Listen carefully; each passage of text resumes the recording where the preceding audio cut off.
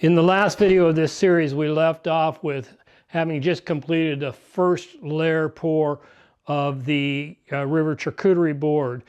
In this video, we're going to go from that point to where we have the board filled all the way to the top, surfaced and squared away. With that, let's get started. At this point in the process, I'm taking sandpaper, just some light 220 to 320, anywhere in that area, and scuffing up where I previously applied the seal coat and where I laid that first layer of epoxy. I'm just trying to get it roughed up so that there's some bite on the epoxy, and once I have that, then I can start to prepare to pour the final coat or the clear coat that's going to be the rest of the way and fill that void. But before I want to do that, I want to make this look like a river running through a canyon. So what I'm doing here is preparing, wiping off the dust now, and you will see me then start to lay out some rocks on the river, just like boulders in a river flow. And I'm taking a hot glue gun and I'm gluing those down to the previously poured epoxy in what I think is somewhat a strategic location. The next point is to put some sand around those rocks, and to do that I'm mixing up some epoxy, and this is actually going to be the clear epoxy that I fill the void with, but I mix it up and I take a little bit of that epoxy and I separate it out into a couple cups. And those couple cups then I can mix with some river sand, which you'll see me do here. At this point, I'm taking and I'm mixing it up with resin in a smaller cup, just to get it nice and wetted down enough to look like wet sand, and also allow it to stick to the epoxy board itself. Once I get it mixed up, then you'll see me start to spread this river sand around the rocks and the sides of the board. And I'm just kind of laying it out by how my eye thinks it would look if it was flowing, and then I'm using a heat gun there just to try to help it dry a little quicker and get a little stick to it. Not sure whether it really helped, but it made me feel like it might. And then I start pouring the clear epoxy, and I'm avoiding pouring this directly over the places where I poured the sand, trying to miss those so I don't disturb the sand too much. I also waited about a half hour with that epoxy to let the bubbles pop and so forth before I started the pour. At this point in the process, we've got the clear epoxy poured, and that takes about 72 hours to dry, so we've got a long wait time between now and when we start the next process. So let's do a quick review of what we did. The first thing we did was we poured the blue epoxy. That was in a few videos ago, the previous video. And when we opened up this video, we were putting the rocks in there because I wanted to make it look like a rapids going through the canyon there. And the way we did that was we hot glued them in, and then we mixed up a little bit of sand with some resin and we spread that around the rocks. So I waited about a half hour after I put the resin sand in there to just let it settle in for a little bit and get sticky, and use the heat gun to try to make it stick a little bit better.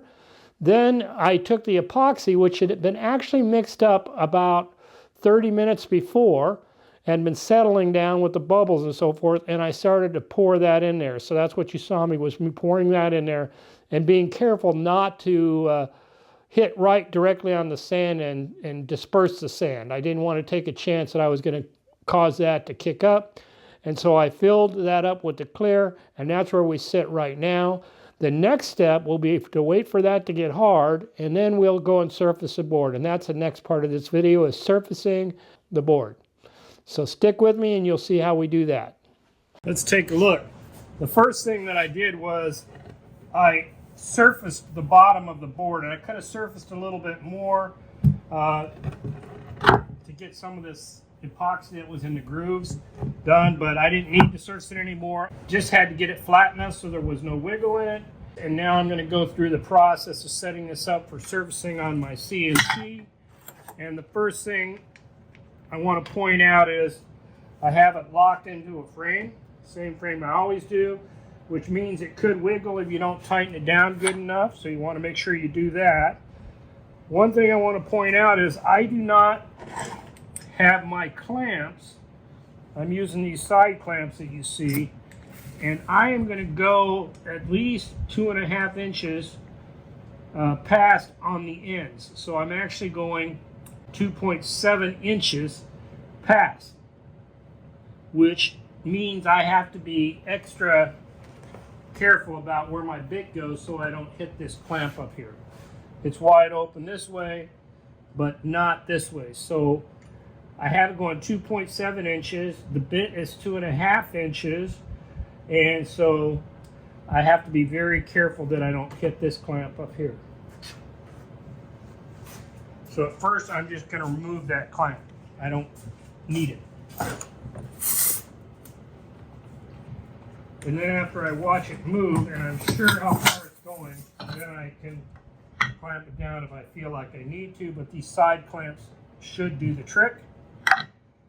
The other thing I'm going to do is I'm going to make sure that I have enough room when the bit comes over the edge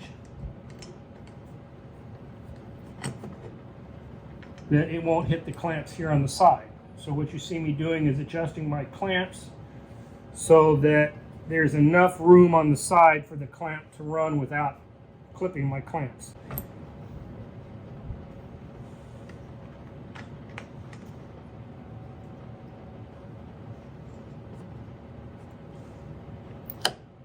Now I don't know whether you saw it, but that lifted up when I put that clamp there. So that's not a good sign. I need to hold this down and then clamp it down and make sure that it stays down. Then do the same thing over here. And as you can see, it's lifting up. And every once in a while, you'll have that problem with these side clamps. And when that happens, I have to figure out how to make it so it stays down. So as you can see, I've laid double-sided tape on the bottom of this board.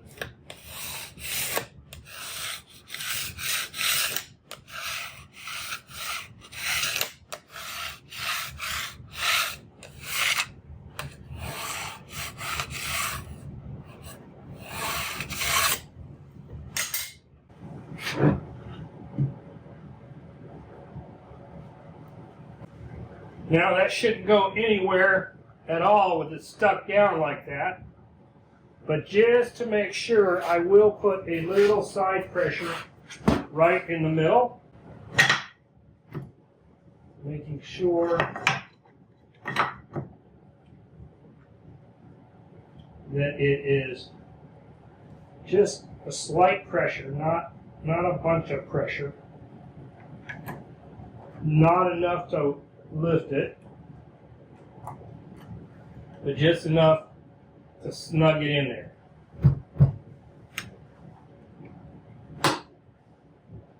Okay, so I can see that it's locked down here on the bottom and here. It's locked down in the back. It's not going to slide anywhere. Next step is to change over to that monster bit. Here's the bit I'm going to be using. 2.5 inches with blades that I can turn at different as they get dull and just replace them. This is called the Slabs Slayer, and I'll put a link in the description of where you can get this bit. At this point, I decided to put a little wooden block behind the back of that board just as extra security for the tape. And once I have that down, you'll see me start to surface a board. What I started at was a 0.5 millimeter above the board, and I've set it to go down a 0.5 millimeter each time I program it to run. So I zero it, and then I run the surfacing program, which I designed in Vectric first, and then I go back and I re-zero it another 0.5 millimeter down, and it's set to take off a 0.5 millimeter at each run.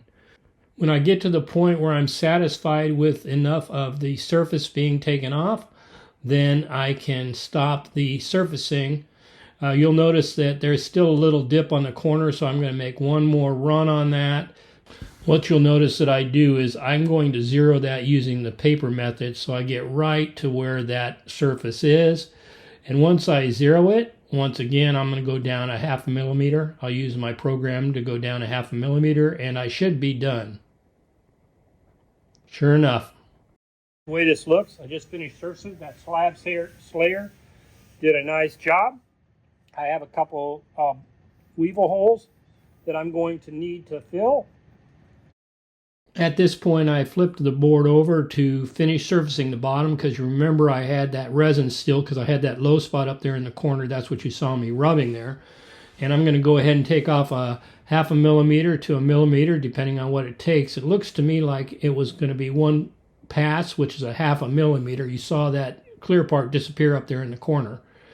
And I'm done. We just finished surfacing the board if you're checking in. This is the bottom side of the board, and this is the top side of the board. Turned out really good. We've got some finishing and sanding to do, and then we have to square this edges up on the board. There are a couple different ways you can square the edges up on the board. One that I like to do is I use my joiner. I'll get one edge against the fence of the joiner and get a nice square edge. Then I'll take it over to the table saw. I'll put a parallel straight edge on it. Then I'll use a crosscut sled, and everything gets nice and squared, trying to take off as minimal amount of material as possible. Another way I've done it is, if I feel like this is too rocky or hard to control, I will use my tapering jig, which makes it real easy. You just take the tapering jig and line it up against the edge and push it through. Get a nice square edge, then you have that one edge, then you can turn around, get a parallel edge, and get the two cross points. So that's how I'll square the board up. Now once I square this board up, I will need to take care of some bug holes that are in the board, and fill those with epoxy, and some areas that were bigger holes with epoxy. I'll probably use blue epoxy in those. Once I get all the bug holes filled, I'll do the sanding, and then I'll polish the epoxy so it's nice and clear, and it'll look like you saw it before I actually surfaced it. Nice and clear. As just discussed, this is the first step at getting the board squared up so that it's the shape that I want it to be. And so what you see me doing here is surfacing the edges. And once I get a nice straight edge, then I can go to my table saw and make a good parallel edge.